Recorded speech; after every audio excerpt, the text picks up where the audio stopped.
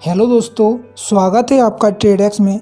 इस वीडियो में हम जानेंगे एंजल वन के ब्रोकरेज चार्जेज और टैक्सेस के बारे में कि जब हम एंजल वन पर ट्रेडिंग करते हैं तो वहाँ पर कितने रुपए हमारे लिए ब्रोकरेज चार्जेज और कितने रुपए हमारे लिए टैक्सेस के रूप में पे करने पड़ते हैं। इन सबको हम इस वीडियो में जानेंगे। और उससे पहले अगर आप लोग एंजल वन पर अपना अकाउंट ओपन करना चाहते हैं तो लिंक डिस्क्रिप्शन में है, उस लिंक पर क्लिक करके आप अपना अकाउंट ओपन कर सकते हैं। तो चलिए वीडियो को स्टार्ट करते हैं। तो दोस्तों, एंजल वन के ब्रोकरेज चार्जेस और टैक्सेस के बारे में जानने के लिए हम गूगल पर जाएंगे और वहाँ पर सर्च करेंगे एंजल वन ब्रोकरेज चार्जेस। जो पहली लिंक आएगी उस पर क्लिक करेंगे और हम एंजल वन की वेबसाइट पे चलते हैं। तो हम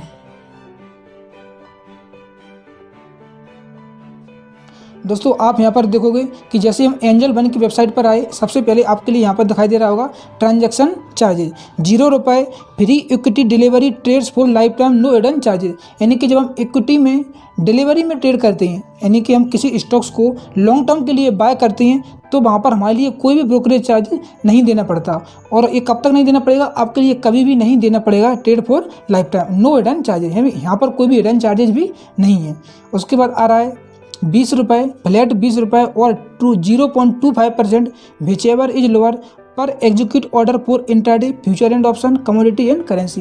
यानी अगर आप फ्यूचर एंड ऑप्शन में, इक्विटी में, कमोडिटी में और करेंसी में इंट्राडे में ट्रेड करते हो तो वहाँ पर आपके लिए ₹20 और जितने रुपए से आप ट्रेड कर रहे हो उसका 0.25% जो भी कम होगा वो आपके लिए यहाँ पर पे करना पड़ेगा।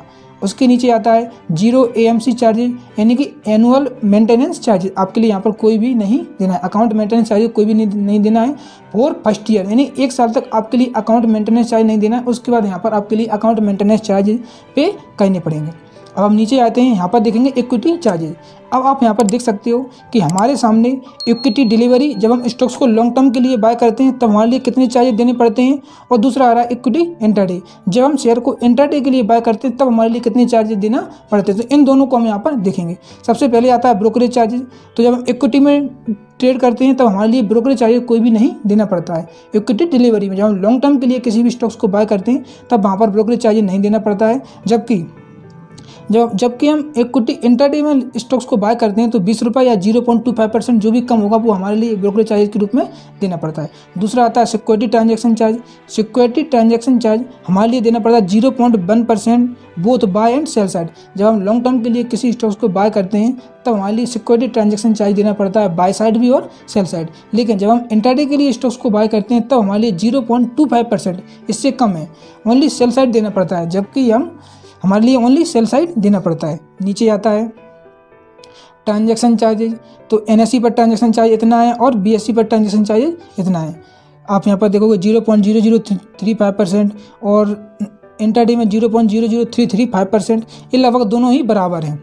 नीचे आते हैं डीमेट ट्रांजैक्शन DP चार्जेज, यानी DP चार्जेज हमारे लिए तब देना पड़ता है जब हम किसी स्टॉक्स को लॉन्ग टर्म के लिए बाय करके रखा है और जब हम उसको सेल करते हैं तब हमारे लिए DP चार्जेज पे करना पड़ता है। तो आप यहाँ पर देखोगे कि ₹20 पर स्किप ओनली सेल साइड। जब हम स्टॉक्स को लॉन्ग टर्म के लिए बाय करते हैं तब हमारे लिए ₹20 DP चार्जेज के रूप में देने पड़ते हैं। जबकि इंट्राडे में हमारे लिए DP चार्जेज नहीं देने पड़ते, क्योंकि DP चार्जेज लॉन्ग टर्म के लिए ही देने पड़ते हैं, तो आपका यहाँ पर नहीं देना पड़ेगा इंट्राडे में। उसके बाद आता है GST आपके लिए देनी पड़ती है 18% ऑन ब्रोकरेज, DP चार्जेज और ट्रांजैक्शन चार्जेज। यहाँ पर आपके लिए 18% brokerage charges plus DP transaction charges और सेबी चार्जेज, इन तीनों चार्जेज के मिला के आपके लिए देनी पड़ती है 18% GST। और उन्हीं तीनों को मिला के आपके लिए यहाँ पर भी 18% GST देनी पड़ती है। यहाँ पर आता है सेबी चार्जेज ₹10 पर करोड़ पर, यानी जब आप 1 करोड़ रुपए से ट्रेड करोगे तब आपके लिए सेबी चार्जेज ₹10 देने पड़ेंगे और इंट्राडे में भी आपके लिए वही देना पड़ेगा।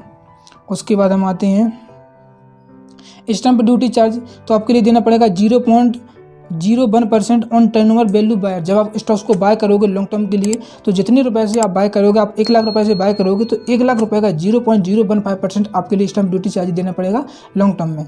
और जब आप इंट्राडे में किसी स्टॉक्स को बाय करोगे तो जैसे आप 1 लाख रुपए से बाय कर रहे हो तो उसका 0.003% आपके लिए स्टैंप ड्यूटी चार्जेस देना पड़ेगा। तो दोस्तों, यहाँ पर एक कुछ चार्जेस थे जो कि हमारे लिए एंजल वन पर जब हम शेयर को बाय और सेल करते हैं तब हमारे लिए देने पड़ते हैं। मैंने आपके लिए 2 बताए। जब हम स्टॉक्स को इंट्राडे के लिए बाय करते हैं तब हमारे लिए कितने चार्जेस देने पड़ते हैं, और जब हम स्टॉक्स को लॉन्ग टर्म के लिए बाय करते हैं तब हमारे लिए कितने चार्जेस देने पड़ते हैं। आप यहाँ पर देख सकते हो, कि फ्यूचर में जब हम ट्रेड करते हैं तब हमारे लिए कितने देने पड़ते हैं, और जब हम फ्यूचर ऑप्शन में ट्रेड करते हैं तब हमारे लिए कितने रुपये देने पड़ते हैं, वो भी यहाँ पर दिए हुए हैं।